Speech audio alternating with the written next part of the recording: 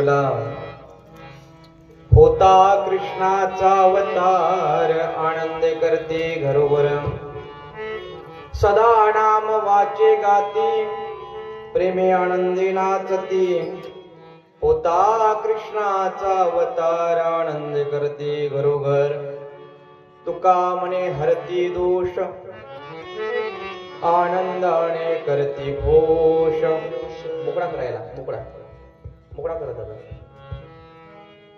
तुका म्हणे हरती दोष बीज द्या थोडासा तुका म्हणे हरती दोष आनंदाने करती घोष होता कृष्णाचा अवतार आनंदे करते घरोघर कैलासीच्या देवराया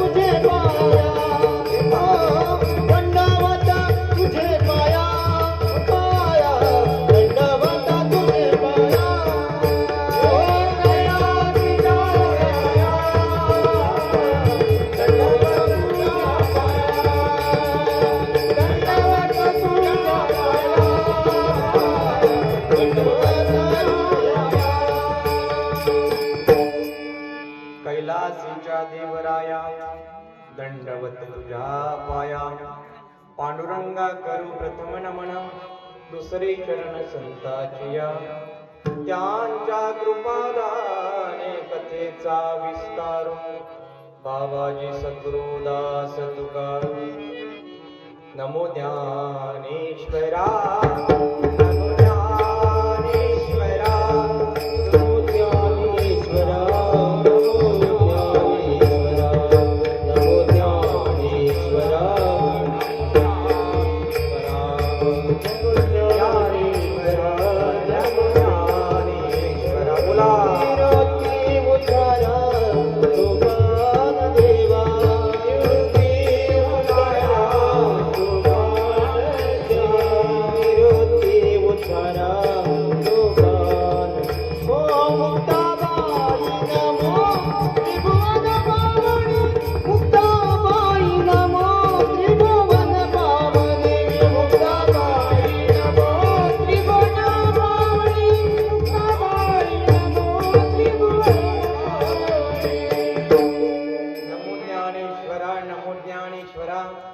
निवृत्ती उदारा सोपान देवा निवृत्ती उदारा सोपान देवा पवन तनय संकट हरण मंगल मूर्ति रूप राम लक्ष्मण सीता सहित हृदय बसु सुरभो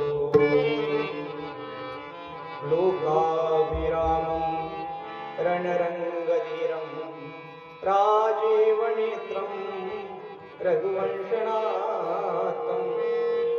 कारुण्यरूपं करुणाकरन्तं श्रीरामचन्द्रं मनसा स्मरामि मस्तके पायावरी या मारुती बाबाच्या मस्तक हे पायावर या वारकरी संतांच्या या वारकरी संतांच्या या वारकरी संतांच्या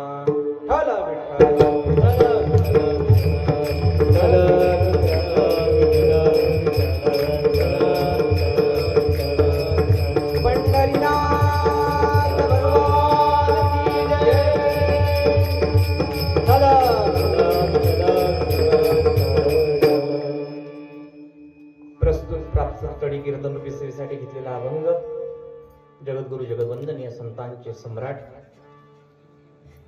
भजनाच्या नादामधून अभंगाच्या रचनेमधून प्रत्येकाच्या मनामध्ये बसणारं स्वराज्याची स्थापना करावी या हेतून छत्रपती शिवाजी महाराजांना सल्ला देणारं असं परम कैवल्य साम्राज्य निर्माण करणारं व्यक्तिमत्व म्हणजे समर्थ सद्गुरू श्री जगद्गुरु तुकोबारायांचा 4 चरणाचा अभंग काल्याच्या प्रसंगाला घेतलेला आहे. ठल विठ्ठल.